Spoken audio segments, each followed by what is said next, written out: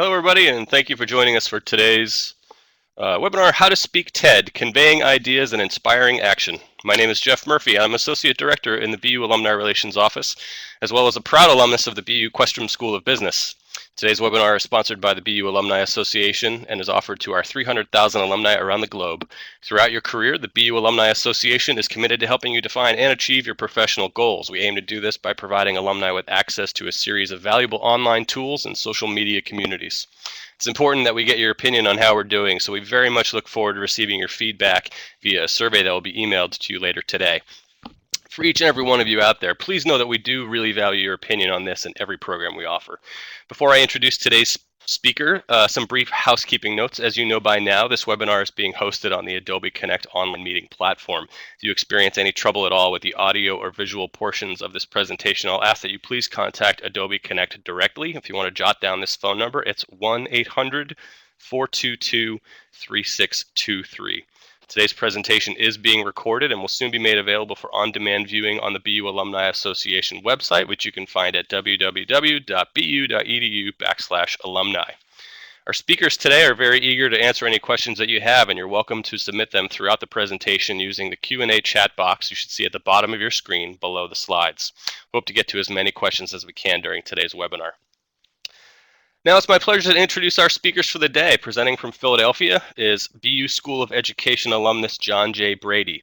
Mr. Brady, or JB, is a 22-year veteran of the education, banking, and technology sectors. He openly attributes much of his success to the personal support he received from the faculty and deans of the School of Education during his undergraduate years here at BU and the exposure to what higher education leaders of a large, well-resourced university can do for access to learning and personal growth.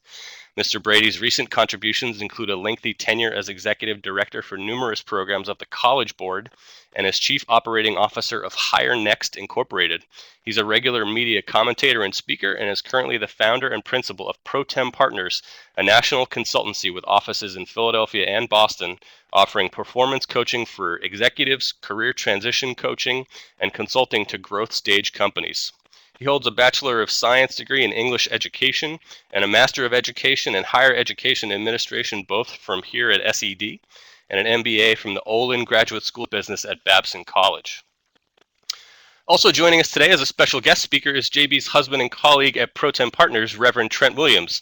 An ordained minister, Reverend Williams has extensive experience leading nonprofit and faith-based organizations where formal speaking is central to ongoing operations, fundraising, and informing public policy.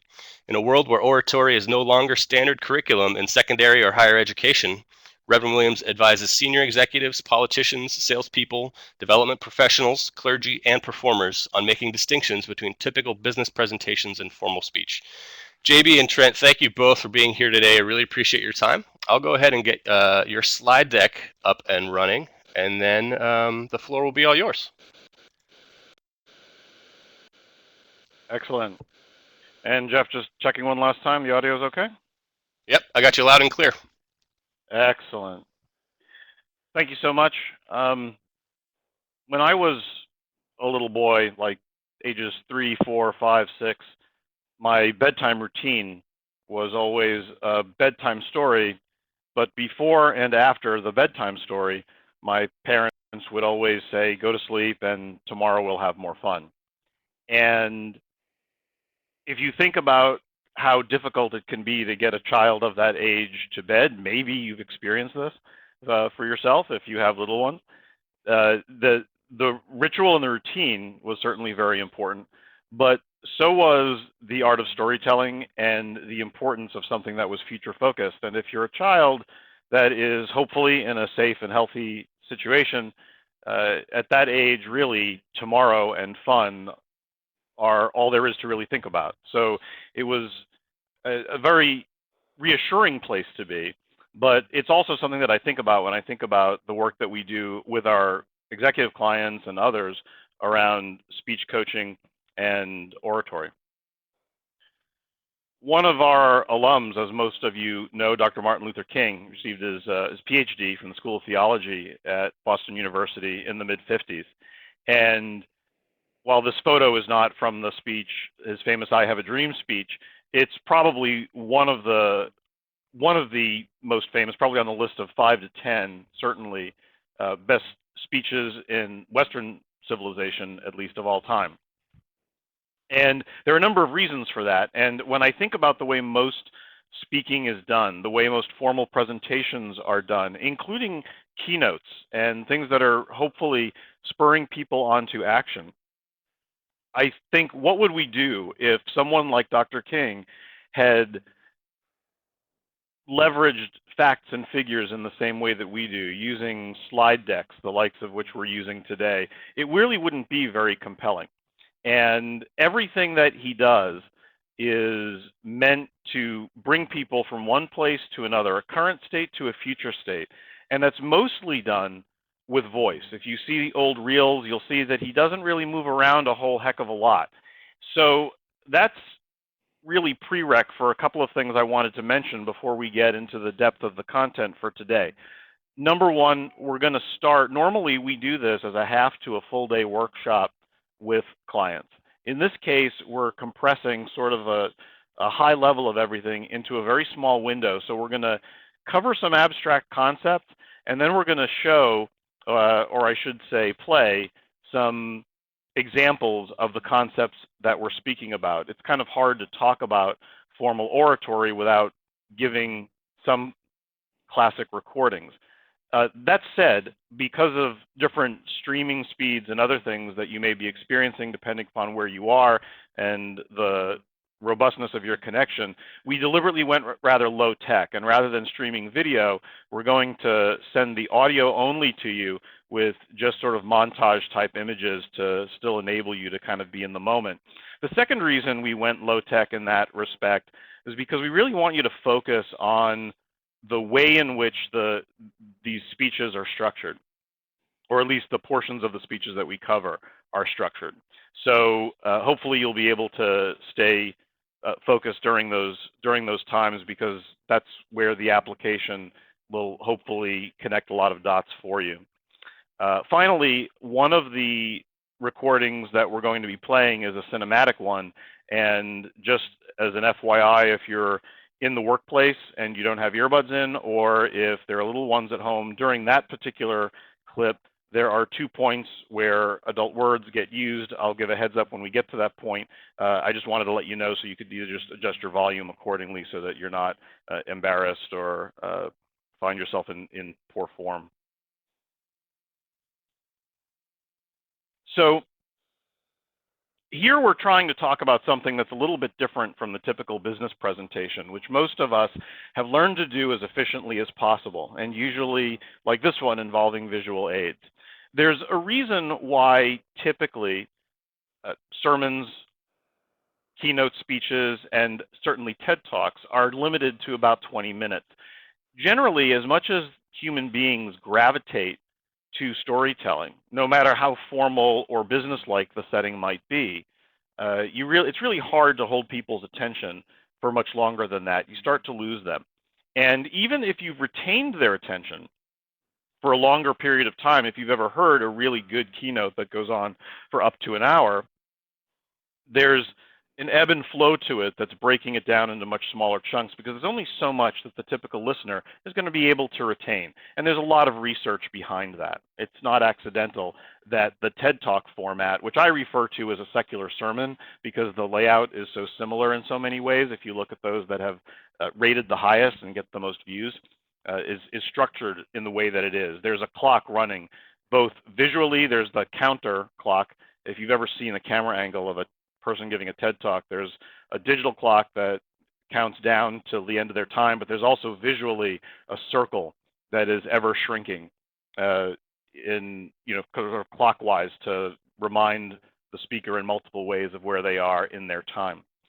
In the case of the I Have a Dream speech, because I use it because it's one that most people are familiar with, we're not going to play any of that particular speech, but because most are familiar, Dr. King sets up a vision, the whole I have a dream language, just like in a more pedestrian way my parents did with me. It's about focusing on the future and creating some sort of naming and narrative for a state that's different than the one that we're in. And when I say narrative, I don't necessarily mean storytelling in the sense that it has to be a long chronological type of fiction or reflection. Simply the art of narrative, of taking people logically from one spot to the next, is what's most important. So in any speech, if it's well done, it's certainly planned out, and it is plotted and timelined, much like a story, where there's a connective tissue between each segment, every point leading to one after it in a very deliberate and thoughtful way. And we're going to talk a little bit about how to do that. And in fact, at the end of this, there's a worksheet that we use with our clients, and we've given it to Jeff so that you can just get it directly from him if you're interested, but that will allow you to hopefully build some of the modules we're talking about on your own if you want to try applying some of these for your own purposes. The concept of moves and structures is one that that Trent certainly knows, and there's a lot that is borrowed. There's no accident that Dr. King was able to do what he did with the training of ministry and in sermon training. The concept of moves and structures is from a classic set of concepts and a classic text, really, that's still used in seminaries, really all over the United States and beyond. Homiletic moves and structures, but basically all a move really is a thought block. If you think about a formal speaking engagement, in the case of a TED Talk, about 20 minutes, you're going to have about 4 or 5 blocks, each one of them communicating one single clearly defined idea. So when you're planning how you're going to give formal remarks, if you think in terms of these kinds of moves or blocks, the first thing that we always tell people to do is just, for your own purposes, state very clearly what that initial idea is. And again, they're each in narrative form, and they should all tie together. One of the things that you've probably heard people tell you before for any kind of presenting, including business or even academic presentation, is tell them what you're going to say, tell them what you need to tell them, and then tell them at the end what you told them, the idea of repetition. You don't need to use the exact same words, but even in formal oratory, sometimes repetition can be stylistically very powerful, but you can also repeat the same concept in different ways at the beginning and end of moves, because people, they don't just fade in and out of focus with technology and other things, even if they're really listening. And I hear Trent give sermons every Sunday. People's minds naturally, as they're processing his message and thinking about its relationship to their situation and where their own feelings even, they're going to fade a little bit in and out. So it's important to make sure that you begin and end, you bookend, if you will, each of those moves, each of those structural blocks with a way of stating what the point is and then wrapping up with it and then tying things together from there.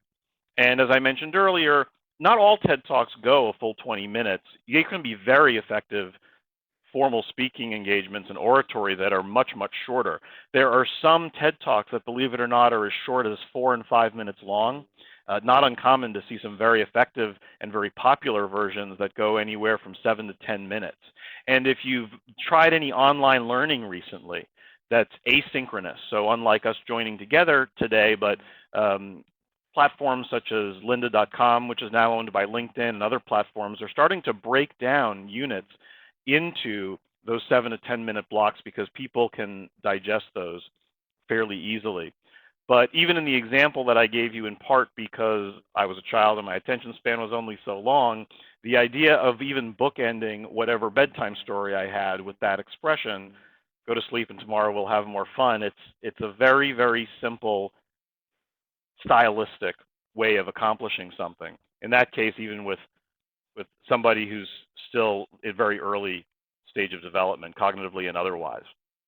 So each one of these blocks, and again, I'm going to give you an example. So in a couple of moments, we're going to play one for you from the political arena. But each move, so if you think about those bookends, you've got your beginning, middle, and end. And you can use multiple ways. And ideally, if you have a longer speech of 15 or 20 minutes, hopefully you're varying the way in which you do it.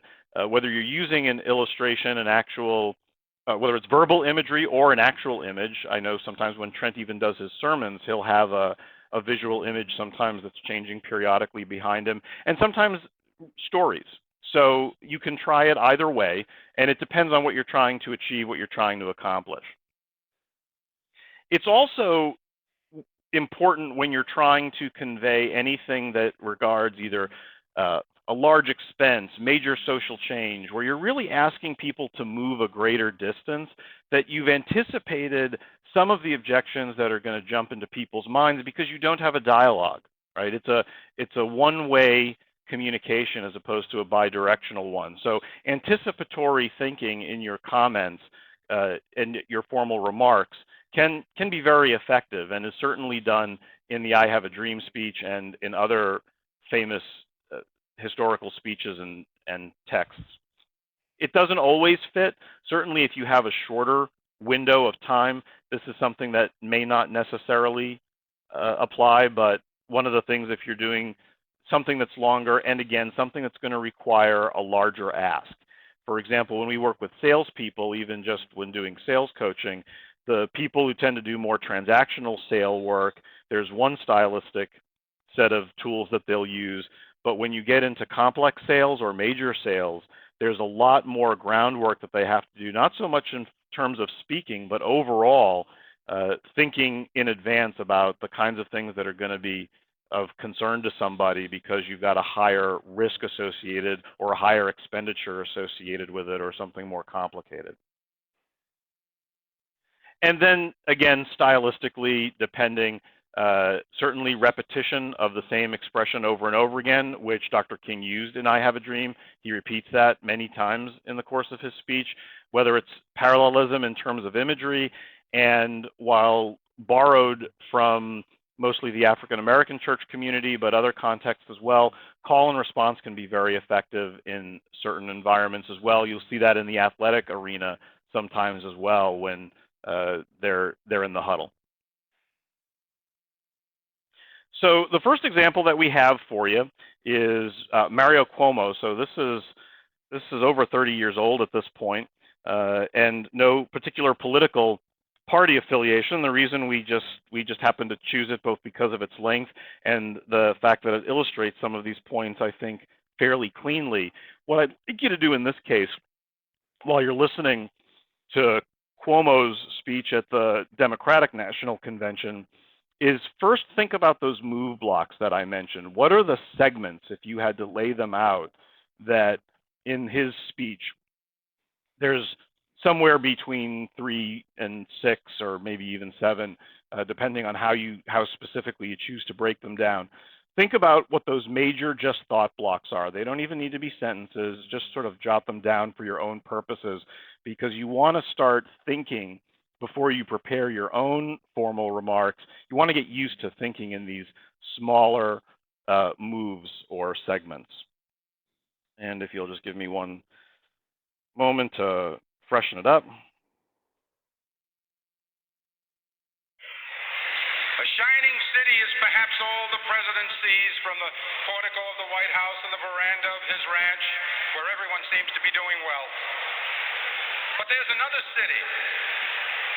There's another part to the shining city. The part where some people can't pay their mortgages, and most young people can't afford one. Where students can't afford the education they need, and middle-class parents watch the dreams they hold for their children evaporate. In this part of the city, there are more poor than ever, more families in trouble, more and more people who need help but can't find it. Even worse, there are elderly people who tremble in the basements of the houses there. And there are people who sleep in the city streets, in the gutter, where the glitter doesn't show. There are ghettos where thousands of young people without a job or an education give their lives away to drug dealers every day. There is despair, Mr. President, in the faces that you don't see, in the places that you don't visit, in your shining city. In fact, Mr. President, this is a nation.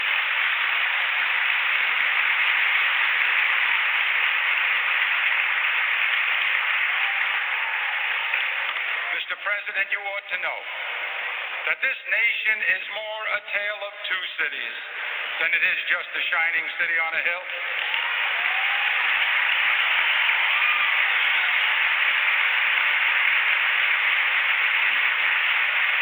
Maybe, Mr. President, if you visited some more places, maybe if you went to Appalachia where some people still live in sheds, maybe if you went to Lackawanna where thousands of unemployed steel workers wonder why we subsidize foreign steel.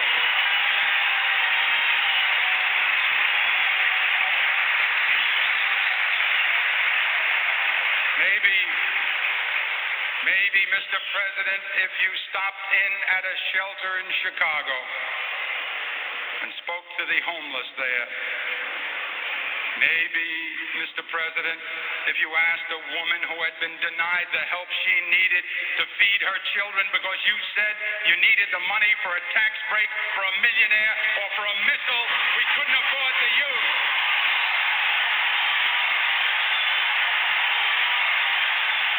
Maybe, Mr. President, but I'm afraid not. Because the truth is, ladies and gentlemen, that this is how we were warned it would be. President Reagan told us from the very beginning that he believed in a kind of social Darwinism, survival of the fittest. Government can't do everything, we were told, so it should settle for taking care of the strong and hope that economic ambition and charity will do the rest. Make the rich richer, and what falls from the table will be enough for the middle class and those who are trying desperately to work their way into the middle class.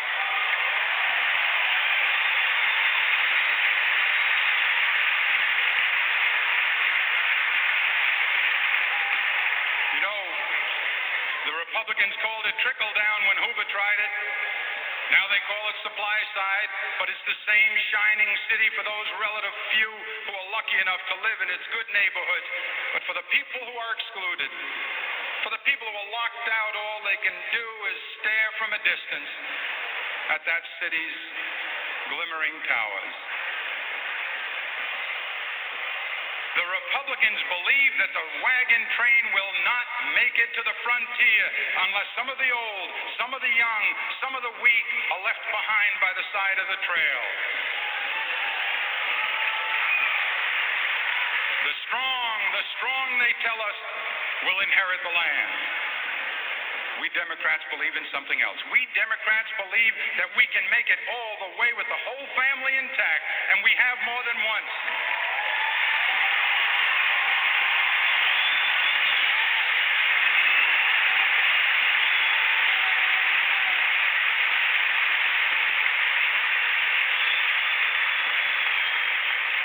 Ever since Franklin Roosevelt lifted himself from his wheelchair to lift this nation from its knees, wagon train after wagon train to new frontiers of education, housing, peace, the whole family aboard, constantly reaching out to extend and enlarge that family, lifting them up into the wagon on the way, blacks and Hispanics and people of every ethnic group and Native Americans, all those struggling to build their families and claim some small share of America.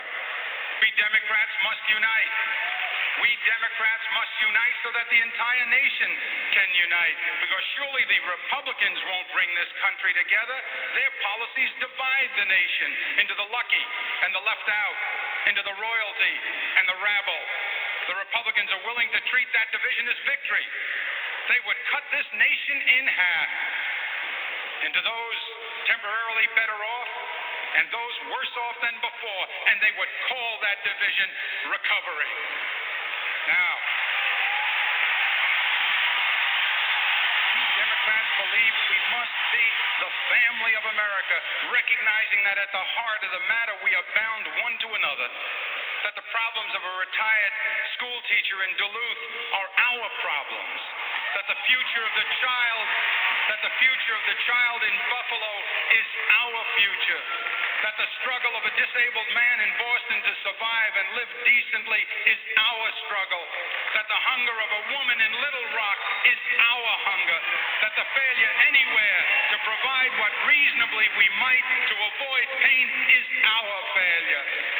And I ask you now, ladies and gentlemen, brothers and sisters, for the good of all of us, for the love of this great nation, for the family of America, for the love of God, please make this nation remember how futures are built.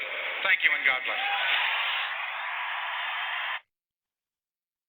So, in that entire Tale of Two Cities speech, Cuomo does a few things that I mentioned before. We talked about repetition, and Cuomo does a bit of that. Mr. President, Mr. President, Mr. President. And he also does it stylistically toward the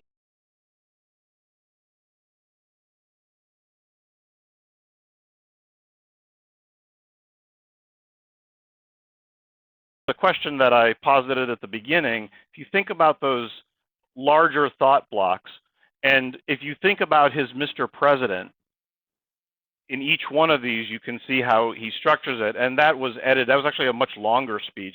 And that speech really thrust Cuomo into the national spotlight in a way that he hadn't been before.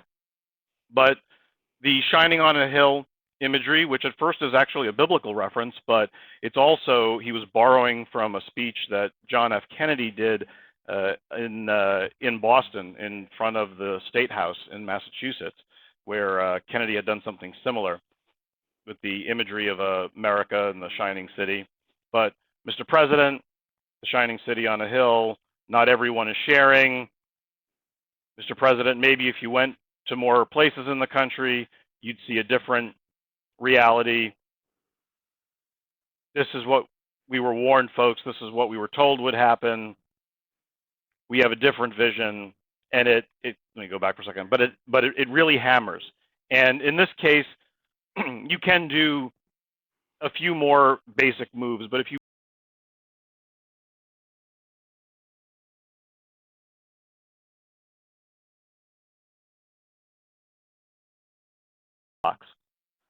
you can also find that speech very easily, by the way, if you want to search for it on YouTube. There's plenty of historical and academic reference points for it. You can hear it in its entirety and see how he structures it, which will also help, excuse me, drive some of that home. Next, moving into just the various adaptations and a few other things about the structure. When you're trying to put together a formal TED Talk or keynote, formal speaking engagement,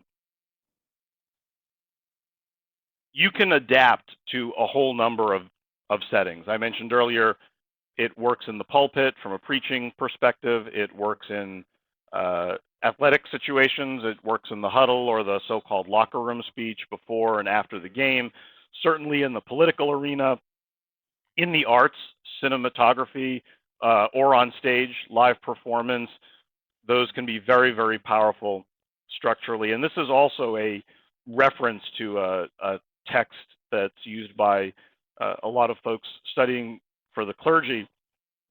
And normally the original bite here is referencing a sermon, but it applies to a speech as well. And that you've got a similar format to the way that any story is told. So if you think about the way a movie screenplay is put out to the excuse me, the way a screenplay is put out to the major players in Hollywood and revised accordingly and then distributed to all of the major production companies, or even the way editors work with authors when they're writing their memoir or a fiction story. You've always got the situation, some sort of complication, resolution, and then the feel-good moment at the end of celebration, which is where you want to leave people. You want to create a delta of some kind for your audience. When you're thinking about all of those moves or those thought blocks, you want to create some sort of gap, or at least the awareness of a gap, between where things are and where they ought to be. The way I often liken it is if you are in the bathroom and you have the tub or the shower running and the room steams up, as soon as you open the door, there's an immediate natural flow to equilibrium. And whenever a very powerful speech is given, a gap very strategically is created in the minds of those who are listening about their present circumstance and where they could be. And you end on that high note, that resolution, that celebration, and that focus on the future, because you want people to be able to travel that gap. You want to move them to action some way or another.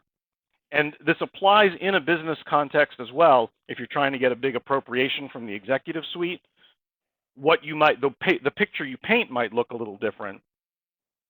But people don't spend money for the sake of spending money generally. Usually it's as a means to an end, or any other kind of sacrifice.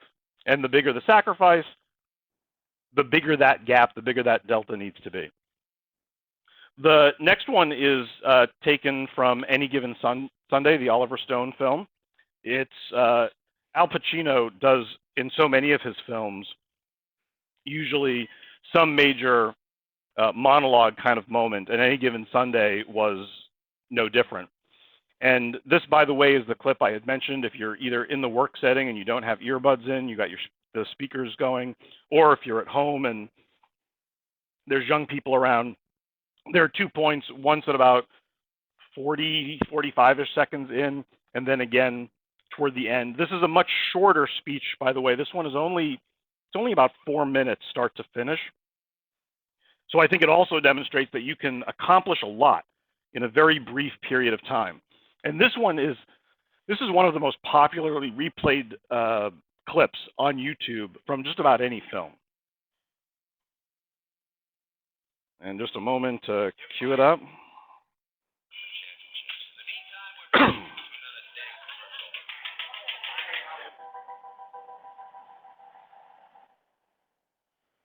don't know what to say, really. 3 minutes till the biggest battle of our professional lives. All comes down to today. Either we heal as a team, or we're going to crumble. Inch by inch, play by play, till we're finished. We're in hell right now, gentlemen. Believe me. And we can stay here, get the shit kicked out of us, or we can fight our way back into the light. We can climb out of hell. 1 inch at a time. Now, I can't do it for you. I'm too old. I look around, I see these young faces, and I think, I made every wrong choice a middle-aged man can make. I pissed away all my money, believe it or not. I chased off anyone who's ever loved me. And lately, I can't even stand the face I see in the mirror. You know, when you get old in life, things get taken from you. I mean, that's part of life. But you only learn that when you start losing stuff. You find out life's this game of inches. So is football. Because in either game, life or football, the margin for error is so small. I mean, 1/2 a step too late or too early, and you don't quite make it. 1/2 second too slow, too fast, you don't quite catch it. The inches we need are everywhere around us. They're in every break of the game, every minute, every second. On this team, we fight for that inch. On this team, we tear ourselves and everyone else around us to pieces for that inch. We claw with our fingernails for that inch. Because we know when we add up all those inches, that's going to make the fucking difference between winning and losing. Between living and dying. I'll tell you this, in any fight, it's the guy who's willing to die who's going to win that inch. And I know if I'm going to have any life anymore, it's because I'm still willing to fight and die for that inch. Because that's what living is. The 6 inches in front of your face. Now, I can't make you do it. You got to look at the guy next to you. Look into his eyes. Now, I think you're going to see a guy who will go that inch with you. You're going to see a guy who will sacrifice himself for this team because he knows when it comes down to it, you're going to do the same for him. That's a team, gentlemen. And either we heal now as a team, or we will die as individuals. That's football, guys. That's all it is. Now, what are you gonna do?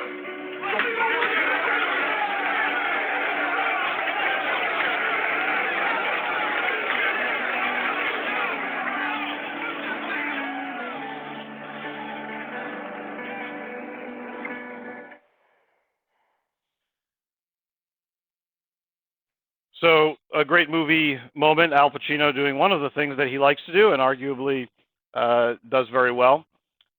But he does the entire speech. There are a few of the things that we've talked about that he invokes. He simplifies everything. The imagery, the whole life's a game of inches. It's a very achievable space. He reduces this really Herculean kind of task. In the film, this was the halftime speech. It's not at the beginning. They're down, they're losing. He's trying to motivate everybody after really just getting killed out on the field. And he manages to do two things simultaneously. Achieving the difference between winning and losing, and even life and death, something very grandiose, reduced down to half a foot, the 6 inches in front of your face. The whole game of inches, we claw with our fingernails, we fight, we die for that inch. That imagery, very, very powerful, and it works. And it's interesting, whenever we show that clip during one of our workshops, and I'm sure Trent will back me on this, people can't sit still in their seats. No matter how many times they watch it, and there we actually show the video, people are squirming in their chairs like they want to just go out and attack the world. It's very, very powerful. It sucks people in, and it's very powerfully delivered. He's got pauses in all the right areas. He does a little bit of narrative, and he brings that point home. One of the things I like about using this particular illustration is he points out, I'm too old, I can't do it for you. He's the coach. He can't take the field. The athlete has to take the field of play. The audience, the listener, must travel that distance. And in this case, 30 minutes of playtime remaining on the clock in football comes down to just inches. Something very, very achievable, and obviously it gets people every time, which is why it's still so viewed so many times. So a few other things about not only the Pacino speech, but in general, and I tried in the still images that we use to capture some of this, you don't have to have a whole lot of gesturing involved in what you do. You do want to have inflection in your voice, and the setting will vary a little bit. When we work with clients in just about any situation, we tend to focus on the mechanics of how they're moving, their gesturing last. It's the structure of what you deliver, and the same is true for this particular webinar, of how you put all those thoughts together. But when you're adding that final polish, where the pauses come in, when to point, when to turn and face the audience at different points, that's that extra little bit that can help drive your point home. And the same thing with voice, you can vary it, and in that particular movie clip, he does it. There are points where he's very reflective and humble. You know, I've spent all my money. I've driven off anyone who's ever loved me. He looks down at his feet. He's fiddling with his paper. And there's this other extreme as well, that, you know, it's the 6 inches in front of your face. What are you going to do? That final call to action. And he moves through all of the different styles from a very calm, almost I don't know what to tell you kind of beginning to here's your choice. It's in your control. You decide what happens next. So when I talked about the gaps, one of the books we'll talk about from a resource point when we wrap in a little bit, this book's called Resonate. The author talks about spark lines, and that's where those gaps are that I talked about, that tension that you want to create between current state and future state, but close enough that people can see it and be motivated to take that leap, whatever it is. Just do this action, or in a very, very narrow case, in my little 3, 4, 5-year-old mind, go to sleep and tomorrow we'll have more fun, right? Take the attention off of the going to sleep part, which is a night owl. I still don't do very well, but at least at the time, I guess it worked. And the focus on what's to come, what comes at the other side. Lastly, and then we'll wrap and go into Q&A. Susan Cain did a TED Talk. It's only appropriate that if we're going to talk about formal speaking and TED Talks in particular, that we at least have one example from TED. Susan Cain is an author, and she wrote about the difference between introversion and extroversion, or really more of a focus on the personality style of the introvert. This is also a TED Talk that's done very, very well. We do not have time to go through the entire TED Talk. It's about 20 minutes. She uses all of her time. This is one I would encourage you. If the reason you're listening to this is you're thinking, because some of our clients do this, their goal is to do an actual TED Talk or something similar. This would be one of several that I would recommend that you look at and model with some of the things that we've covered. But I'm just going to play the first segment of it and give people a chance to think about the way in which she actually structures it in the TED Talk format. And I'm also afterwards going to ask Trent to jump in because, as you've probably heard, even with a few sips of water, I'm speaking of public speaking, I'm struggling a little here, so he'll help me out for a couple of minutes while I go from there. Let me just switch audio. In my own way. So I just published a book about introversion, and it took me about 7 years to write. And for me, that 7 years was like total bliss because, you know, I was reading, I was writing, I was thinking, I was researching. It was my version of my grandfather's hours a day alone in his library. But now, all of a sudden, my job is very different. And my job is to be out here talking about it, talking about introversion.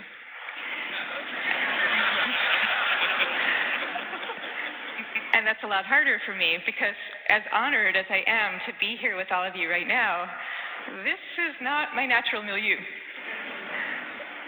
So I prepared for moments like these as best I could. I spent the last year practicing public speaking every chance I could get.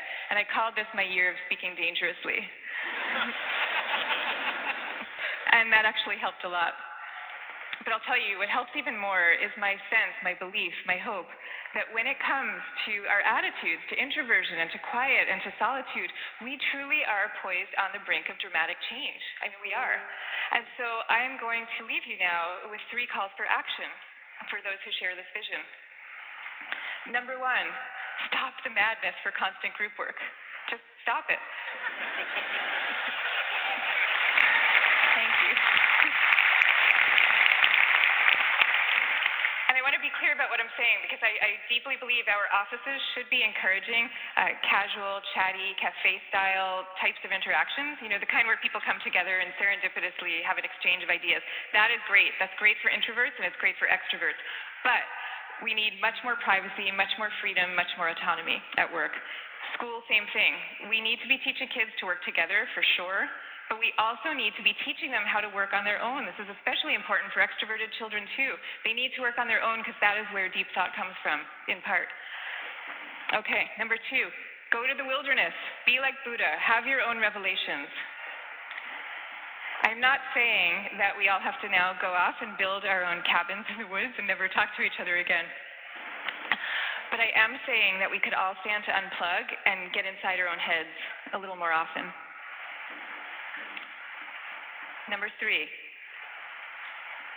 take a good look at what's inside your own suitcase and why you put it there. So So extroverts, maybe your suitcases are also full of books, or maybe they're full of champagne glasses or skydiving equipment. Whatever it is, I hope you take these things out every chance you get and grace us with your energy and your joy. But introverts, you being you, you probably have the impulse to guard very carefully what's inside your own suitcase, and that's okay. But occasionally, just occasionally, I hope you will open up your suitcases for other people to see, because the world needs you and it needs the things you carry. So I wish you the best of all possible journeys and the courage to speak softly. Thank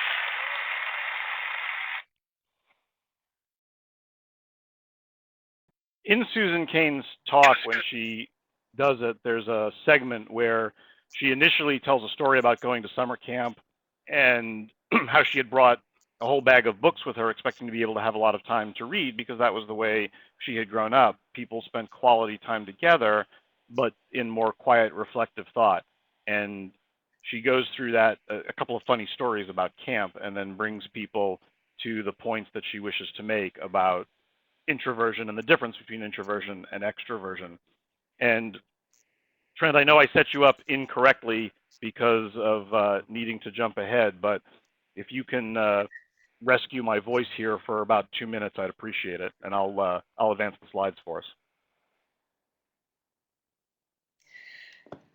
One of the things that Susan does effectively in this speech is she really sets it up at the beginning with this story about her camp experience, and then she comes back to that at the end. So it's bookended with this same narrative, which can be an effective strategy for really bringing the whole picture together. And in between, then she leads you through each of those points that she came to at the end about her call to action, and gave you her 3 points.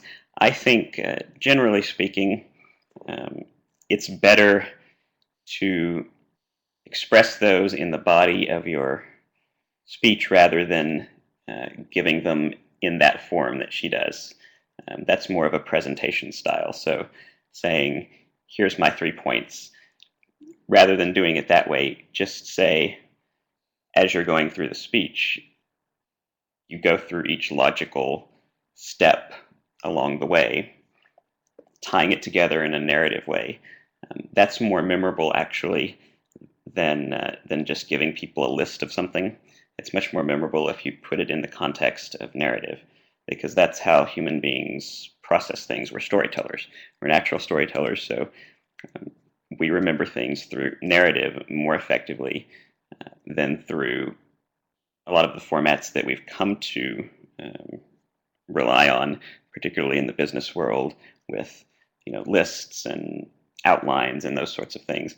So as we look at the worksheet here, this is something that you can use to help you structure this when you're putting together a speech.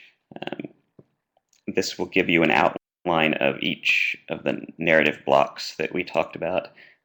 So you begin each one of those moves that we spoke about with your definition, your identifying start at the beginning, you develop it, you illustrate it, and then you move to the next one. So for each of those big sections, or those blocks, those moves, you can use this to help you put it together. And that's one way that can be an effective way to prepare and plan out a speech before you actually get into writing it. This actual worksheet, folks, Jeff has it for you, form kind of style, so it's very simple for you to use. There's multiple pages to it, so this is the cover or the main sheet, so this block from the top where it says move start, and then the additional segments, it repeats, and it's something that we again borrowed from the way that seminarians are trained, but we've brought it into more of a corporate or current context, and it's it works in a very similar fashion. Just has some minor adaptations to it for the secular world. And this way, you don't have to necessarily reach out to us. You can just gain access to it. Some other resources for you really quickly. If you ever find yourself in a situation where you're looking for a firm that does any kind of executive coaching like we do, whether it's around sales or speaking or operational performance or career coaching or whatever, because it's not a really regulated industry, this is stuff that we always tell people in every presentation, kind of like a consumer protection sort of thing. There should be plenty of references that they have, a code of ethics that they're willing to share and that they adhere to. They shouldn't be folks who are trying to upsell you all the time from one thing to the other. They should be pretty well connected and pretty transparent in all of their dealings. This is just gives you some sense of the things that are important whenever you retain any person or a practice like ours to do any kind of coaching. It's still a little bit like the Wild West out there, so it's just good to know who you're working with. This, like I said, was really, really high level. We'll still have some time for a few questions at the end, but if you want to do any more work on your own, certainly two resources, both of which we actually cited during the course of the presentation. The Homiletic Moves and Structures, Trent, that's actually out of print now, is it not? You'd have to get it used. It's still in print, I believe. Oh, it is? Okay. It's a classic. It is very technical, but it's the text that, or one of the texts that I know that Trent used when he was a seminarian, and there are elements of it that we've used in here. Also resonate. Nancy Duarte, who's actually also done a TED Talk, not surprisingly, although I don't mind saying on the record, I actually don't think her TED Talk is very good, which is sort of shocking that she's the author of a publication that I recommend so highly on formal speaking. But her book is really quite good, and I particularly recommend the ebook. If you're on the Apple platform, the ebook version that's designed to integrate with the iPad has a lot of multimedia in it that, if you imagine in a more detailed way, breaking down sort of what we tried to do, concept and application. For example, she has multiple electronic pages of the speech Ronald Reagan gave after the Challenger disaster, and goes through an entire chapter about how you would plan speaking at a time of mourning and grief and difficulty, a time of struggle, and how to break it down. And the clips are already segmented very cleanly, and they're just much easier to work with, and the exhibits are easier to work with. But either way, it's a great book. You certainly can listen to her TED Talk, and her concepts are all in there. But again, it's sort of surprising that I really don't think she does a very good job of exhibiting the very behavior that she talks about in her book. So just keep that in mind, and they're there as resources as well. And of course, we're always here when you need us as well. And myself, just as a member of the, try to give as much as I can. And you know, if you just want referrals to certain things, or if you have questions, I know Trent will be available as well. And this is the main phone number and email for the practice, so you can get to either one of us that way. And Jeff, I'm going to let you moderate any questions that come in at the end, and both Trent and I will do as best we can to answer them in this forum. Great, JB and Trent, thank you so much for that presentation. It was really interesting. I want to jump in on one thing quickly. You had made reference to that worksheet that you're offering to everybody who's attended, and I wanted to let everybody know that I'm going to go ahead and email it to everybody who has joined us on the session today. So no need to worry about that. I'll make sure that it arrives in your inboxes. And again, as JB said, please feel free to use the Q&A chat box at the bottom of your screen to get some questions in. I think we had some really interesting examples today, and I'm sure a lot of you have follow-up. So please go ahead and type in your questions. JB and Trent, I'll get us started actually, because as we were going through the presentation, I particularly found the topic of the spark line idea, the emotional peaks and valleys through your talk. I'm trying to sit here and think about how, if I were doing a presentation, how I would structure that about the kind of work that I do. And my question for you is, what advice do you have to share about how do you turn what to some people might be not a very emotional or interesting topic into something that you can create that spark line? How do you evaluate a topic to make sure that you're resonating in an emotional way?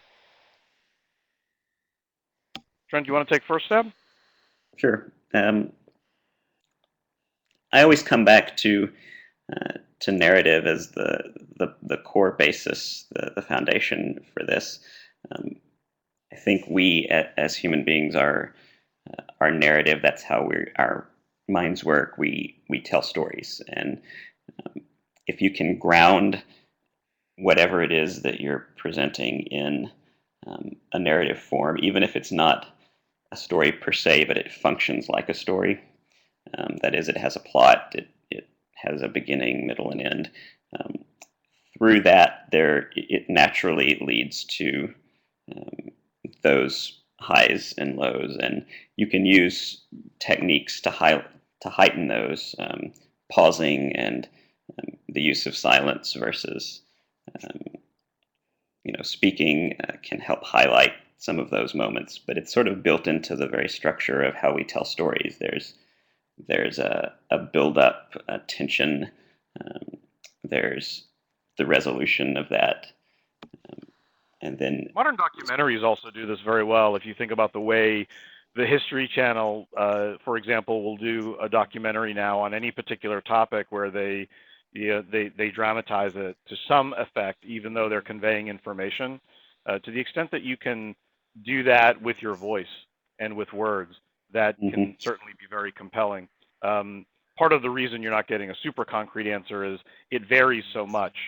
I was speaking with a book editor just last evening in Boston, and she's working with somebody who is a rocket scientist, but trying to kind of convey the excitement of the Apollo program to a young person, a student, and they've had to really think about how do you share enough sort of interesting stuff, but not get too technical, such that you're still able to kind of create that excitement for the listener. And so you have something that's truly technical in an engineering sense, that in that respect, and then other things that if you think about what Trent does every week, taking a very an ancient text really, and trying to bring in everything from historical and pop culture examples and other things to help people frame their thinking. Great. And Lynn has typed in with sort of a similar question to what I just asked. And Lynn, I'm going to paraphrase a little bit here, but how do you apply this sort of moves structure to giving a talk at an academic conference? I mean, taking it even beyond what I was saying, but a purely academic content. How any change to your answer that you just gave in terms of like how to create that spark line and that emotional resonance? I've been to a number of academic conferences. In fact, my background professionally was initially in higher education, while not as an academician, as an administrator, but still had to participate in the academy and in a number of professional conferences that were more academic than business.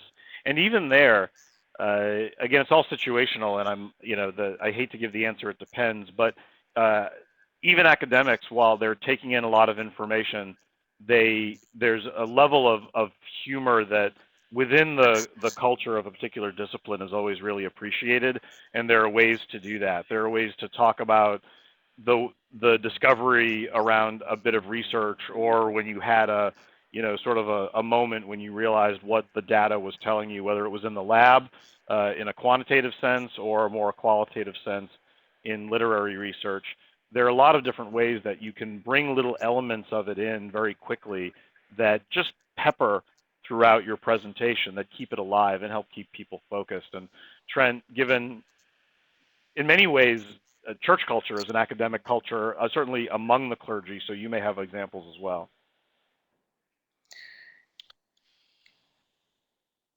I would echo what you say.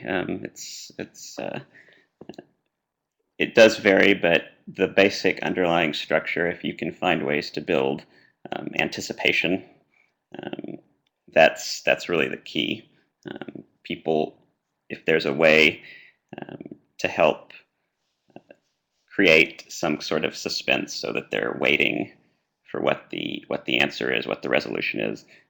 That's really the best way to keep people engaged. Yeah, the one other way I'll try to say it is another way of thinking about narrative is thinking about it experientially. So while we can't necessarily play to everybody, to all of the senses in a narrative sense, since human beings can imagine and think outside of their present state, those little bits of those little elements, people can imagine themselves doing whatever kind of research or finding whatever outcomes there were, or even being in the field collecting research, or depending on the nature of the academic content, it works just as well because it's something that people can relate to. They can imagine themselves doing it, and now they've become a part of it in some way. Great, thanks guys. We have a couple more questions, but because we're running up against time, I'm just going to go with one last one. Shamika has chatted in with a really interesting question, and maybe you can just try to give us the Cliff's Notes version as we are over time already. Shamika is asking, basically, and again, I'm going to paraphrase Shamika. The standard convention for TED Talks is generally that there are no slides and no visuals that accompany the discussion or the talk. Any recommendations from either of you where you're delivering a speech or a presentation where you absolutely have to use some sort of visual or slide to convey necessary information? The only place I can think of is actually that academic kind of example that I think you said the name was Lynn, the person who asked it. When you have to show data for any particular reason, there are TED Talks, by the way, where they show data, but they are a different segment of the TED Talk brand and the TED Talk structure. Usually within the TEDx platform, they're often around specific topics and even just different geographies. Because of a need to use certain amount of visual representations of data, they will allow it. But otherwise, in most settings, you can do without it. Again, if you think about whether it's Dr. King's example, and even now, what we ask, can you imagine someone running for office and using slides? They would tank. No one would vote for them. The more that you can do, even though we're taught to provide evidence for everything, sometimes the qualitative nature of what you describe is infinitely more compelling. Jeff, I remember last time we did a webinar, it was a couple of years ago, we did most of our Q&A follow-up in the LinkedIn community. Is that how you want to handle the remainder? Yeah, that's a great question, or a great point, actually. I'll go ahead and get a discussion up on our official LinkedIn group page. And for those of you who may not be members already, we're talking about the Boston University Alumni Group on LinkedIn. If you're not a member, please do join. And that'll be a great environment to ask any questions we didn't get to today. Thank you, JB, for suggesting that. And this was a fantastic presentation. Obviously, being able to clearly and powerfully communicate ideas is something that we all run into in our work and lives. So, Trent and JB, thank you very much for being here today. Thanks for the opportunity, as always. And my thanks go out to all of our guests for participating. We've got 3 other webinars coming up in the next month and a half. We've got one next Thursday as part of Alumni Weekend about the real estate industry. You can view the schedule of all of our upcoming webinars and register for them now on our website at bu.edu/alumni. And as always, if you or any BU alumni would be interested in presenting a professional development webinar just like this, or have a topic that you'd like to showcase for BU alumni, feel free to contact me in the Alumni Relations Office or by email at jtmurphy, that's T as in Thomas, Murphy at bu.edu. Thank you everybody for your time. Have a great day or a great evening wherever you might be.